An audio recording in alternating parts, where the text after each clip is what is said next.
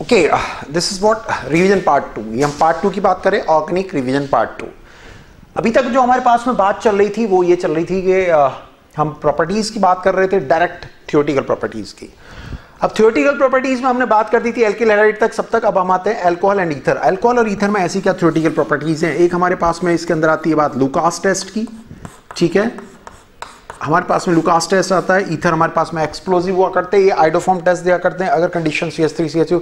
एक जो सबसे इंपॉर्टेंट बात है हमारे पास में वो ये है कि CH3 CH2 NH2 अगर मेरे पास में हुआ करता है और इस पे मैं HNO2 डाल देता हूं तो डेफिनेटली हमारे पास में CH3 CH2 OH बनता है। लेकिन अगर मेरे पास में CH3 NH2 दे रखा है और अगर मैं इसको डाल देता हूं तो क्या बनता है? ये बहुत इंपॉर्टेंट हुआ करता है CH3O CH3, ठीक है। CH3O CH3 ये वहां फेल हो जाया करता है नीचे वाले कंसेप्ट में। फिर हमारे पास में इसके अंदर एक और इंपॉर्टेंट बात थी जो मैंने आपको अपनी ऑर्गेनिक रिवीजन ग्रुप्स प्रॉपर्टीज में बता रखा, HiO4 ऑक्सीडेटिव क्लीवेज। तोड़िए, आगे बढ़ जाइए। फिर उसके बाद में हमारे पास में इनके बनाने की इंडस्ट्रियल मेथड, CH3OH और CH2OH को हम किस तरह से बनाते हैं, इसकी एक इंपॉर्टेंट मेथड हमारे पास में हुआ करती है, ठीक है। Victor Meyer test, Lucas test, आप इसको जरूर देख लेंगे। वहां पर TSP होता है लुकास में, तो वहां पर आपका यस PST हुआ करता है, रिमेंबर इट।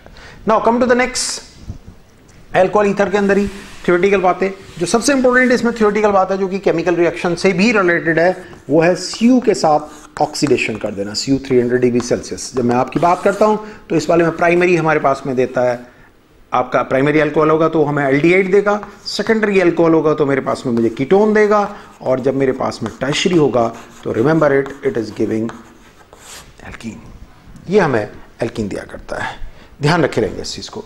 ये थोड़ा सा आपका हट करके हो जाया करता है, थोड़ा सा हट करके हो जाया करता है, इसलिए इसको आप याद रखे रहेंगे, कभी भी भूलेंगे नहीं, कभी भी इसे नहीं भूलेंगे जो चीज मैं आपको इस समय पे बता रहा हूं। Now coming to the next, अब हम इससे नेक्स्ट की बात करते हैं। इससे नेक्स्ट हमारे पास में क्या है, चलो उसके ऊपर बात करें।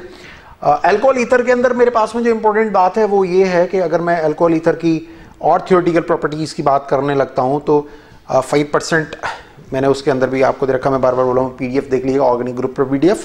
5% हमारे पास में होता है तो 100% होता है, तो 100% इथाइल अल्कोहल को हम क्या बोला करते हैं? स्प्रिट।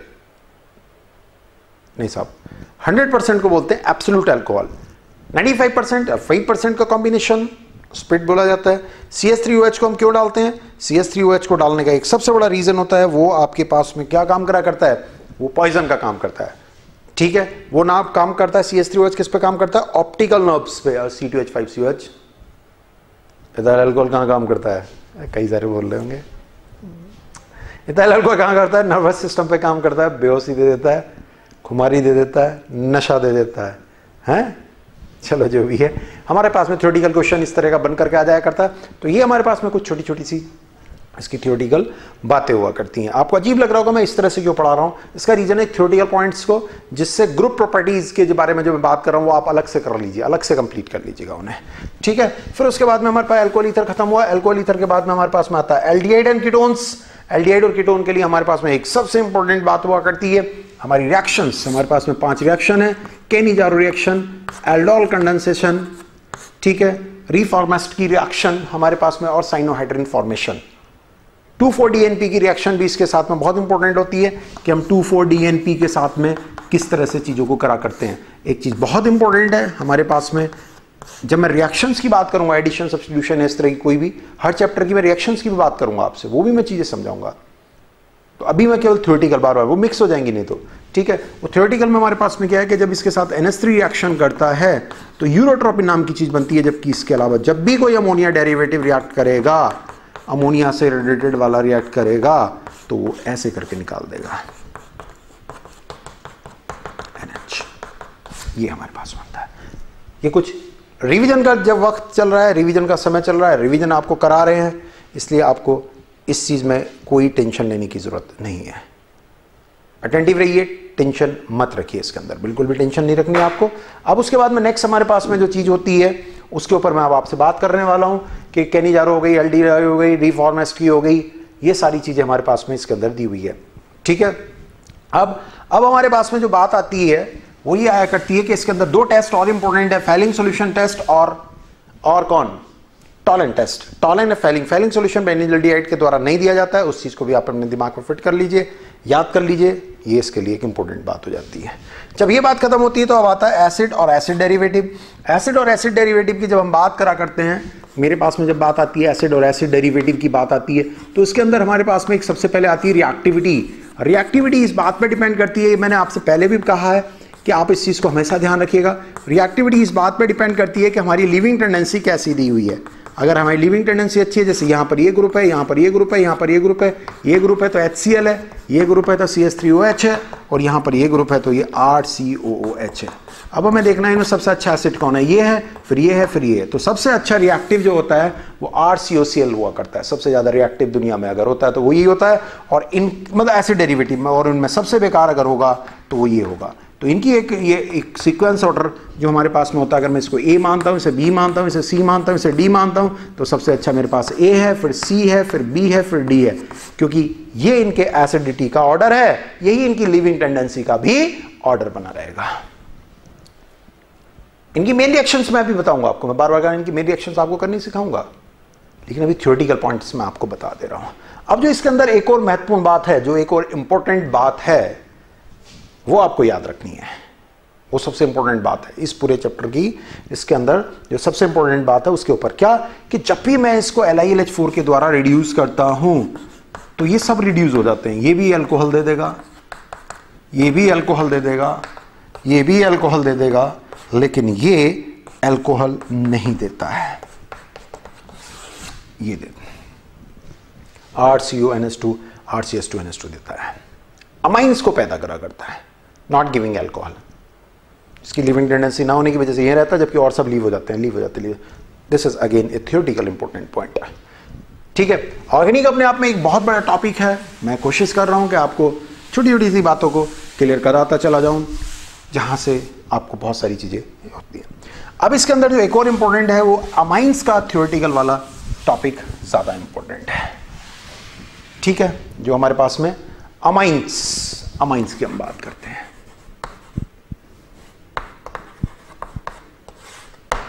अमाइंस की बात करते हैं। ओके, तो अमाइंस अपने आप में एक ऐसा टॉपिक है जिसके अंदर बहुत सारी छोटी छोटी बातें जुड़ी रहती हैं, बहुत सारी। और बहुत सारी कितनी होती हैं, जब छोटे बच्चों में कहते थे कितनी सारी, इतनी सारी टॉफियां, कितनी सारी, इतनी सारी वो चीज आ जाती है। समुद्र कितना बड़ा बेटा, इतना बड़ा, इतना बड़ा, इतना साइज है, इतना सा, उस बच्चे का इतना हाथ हो जाता है, केवल इतना, कितना खुश होता है। कितना बड़ा सांप देखा था, इतना बड़ा, ठीक है। हाथी कितना बड़ा था, इतना बड़ा, इतने में खुशी हो जाती है उन्हें। तो अपना एक्सपेंशन पूरा, तो अपना अफोर्ड तो पूरा होना चाहिए, खुशी में तक है। तो एक अफोर्ड अपना मारो, कितनी पढ़ाई कर ली, इतनी कर ली कितनी किताबें कर ली, इतनी कर ली।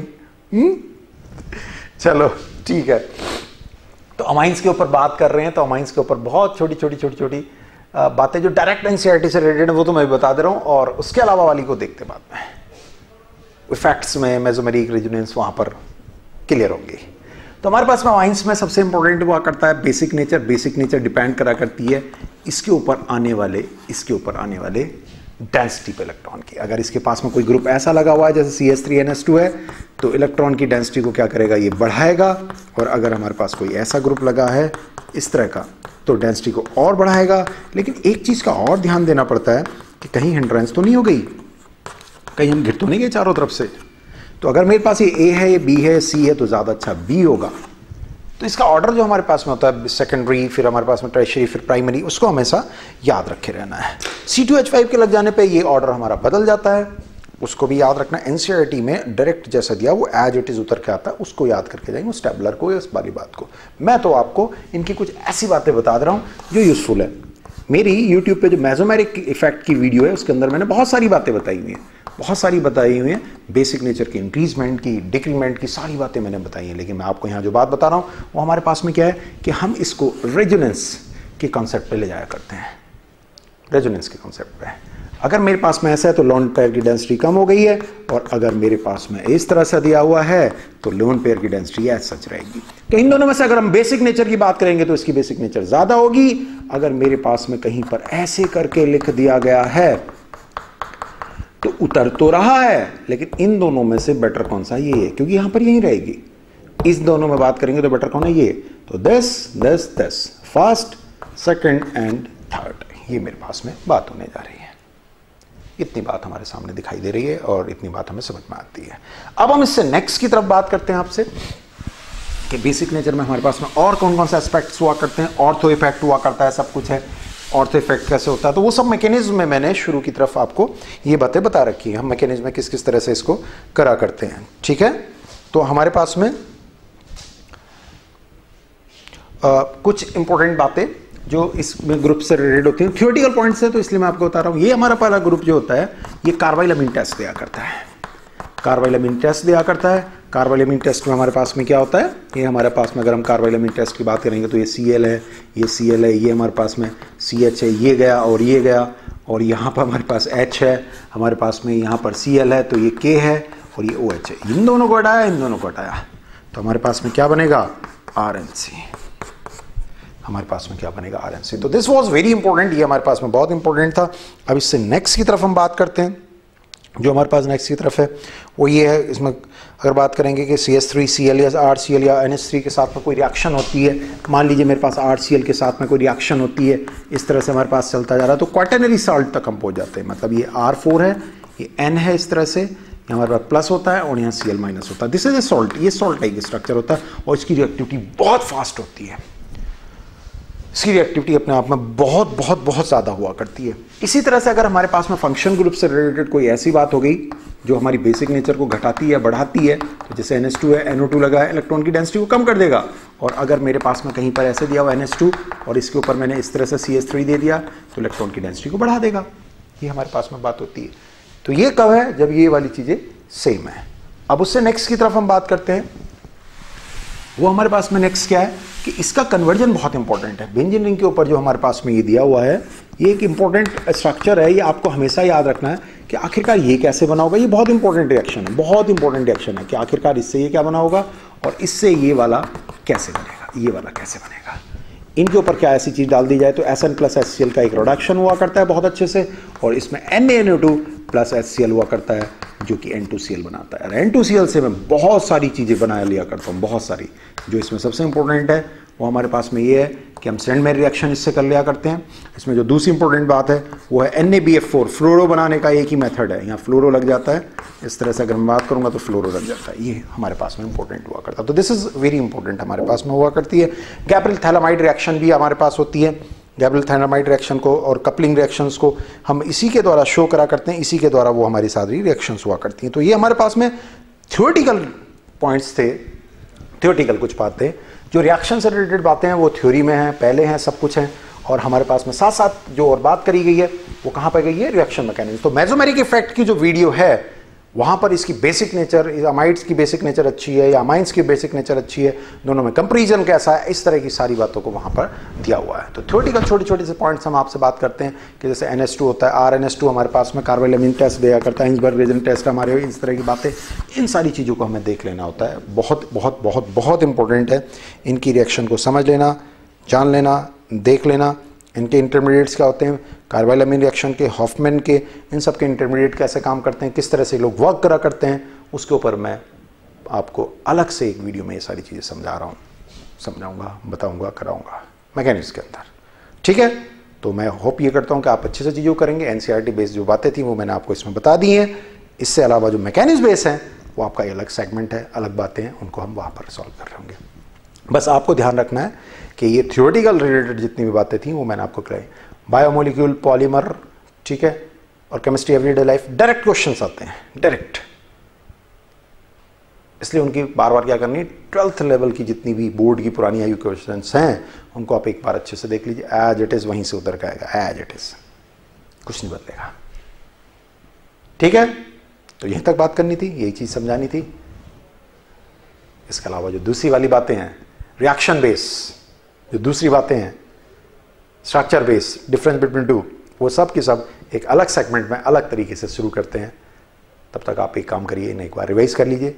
पॉलीमर, बायोमोलिक्यूल और केमिस्ट्री एवरीडे लाइफ में जो स्ट्रक्चर्स हैं, फिक्स हैं, उनको एज इट इज याद करते रहिए दिमाग में। ठीक है, तो मिलता हूं आपसे थोड़ी देर में एक नई वीडियो के साथ। तब तक के लिए कहूँगा ऑल द बेस्ट।